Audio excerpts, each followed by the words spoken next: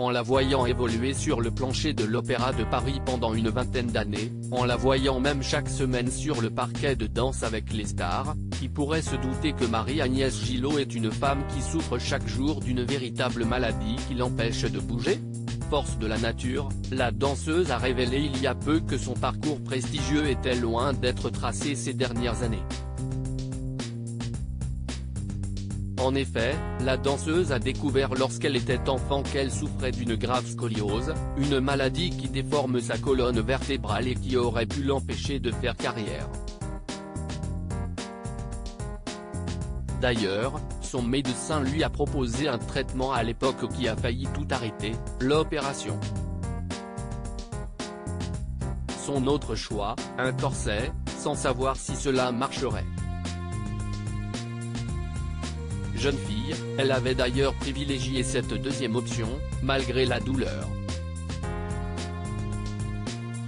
Ce corset me meurtrit jusque dans ma chair. Je dois porter un t-shirt sous le plastique, et les coutures, elles aussi, s'enfoncent dans ma chair.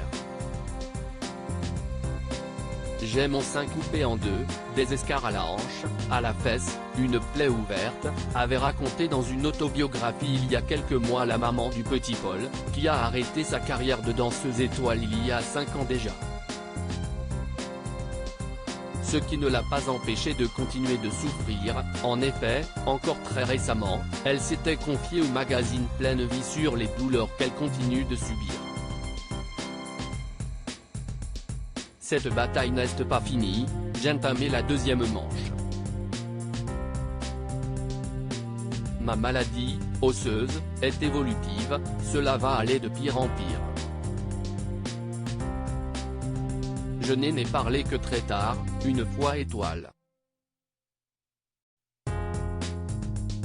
Ah, au fait, je suis handicapé à 100%. Ce handicap invisible m'a fait me sentir différente. J'ai eu cette chance d'être animé par ma vocation, qui m'a permis de survivre, pas de vivre. Une vocation qui lui a quand même permis de se produire sur les plus grandes scènes du monde et d'atteindre le plus haut niveau de l'Opéra de Paris en devenant danseuse étoile.